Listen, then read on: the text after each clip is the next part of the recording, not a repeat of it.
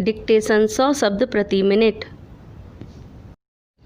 अध्यक्ष जी, राष्ट्रपति महोदय के अभिभाषण पर जो धन्यवाद का प्रस्ताव पेश किया गया है, मैं उसका समर्थन करने के लिए खड़ा हुआ हूँ।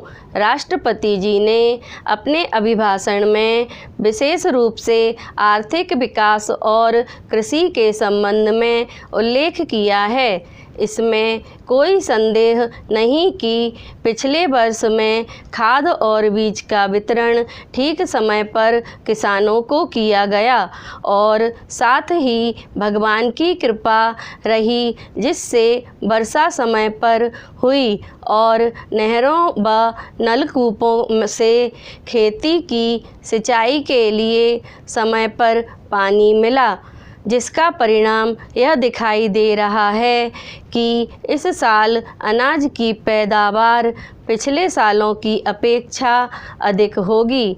इस अवसर पर मैं कुछ बातों की ओर सदन का ध्यान आकर्षित करना चाहता हूँ, जिनका उल्लेख राष्ट्रपति जी के अभिभाषण में नहीं किया गया है।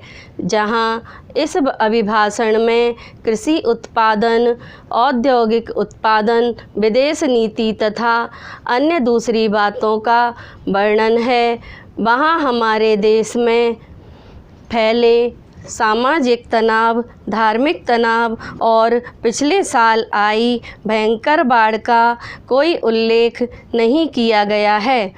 मेरे विचार से राष्ट्रपति महोदय को अपने अभिभाषण में इन बातों का भी उल्लेख करना चाहिए था। Paragraph change.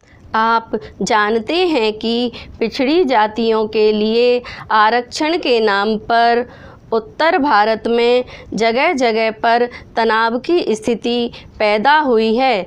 30 साल पहले हरिजनों के आरक्षण की बात को माना गया था। मैं हरिजनों के लिए आरक्षण के विरुद्ध नहीं हूँ, क्योंकि मैं स्वयं हरिजन हूँ, लेकिन अन्य पिछड़ी जातियों के नाम पर जिस आरक्षण की मांग की जा रही है, वह तर्कसंगत नहीं है। जिस समय हरिजनों के लिए आरक्षण की मांग की गई थी, उसका आधार यह था कि यह ऐसी जाति थी जिसके पास कोई रोजगार या धंधे के साधन नहीं थे। वे जमींदारों के खेतों में काम करके किसी तरह से अपने परिवार का पेट पालते थे।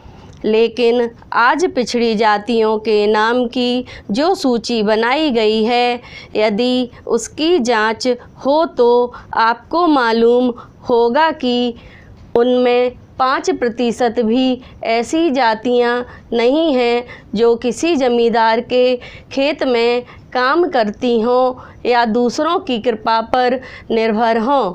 मैं चाहता हूं कि पिछड़ी जातियों के लिए आरक्षण की व्यवस्था करने से पहले इस बात की जांच कराई जाए कि कौन सी जातियां आरक्षण की हकदार हैं।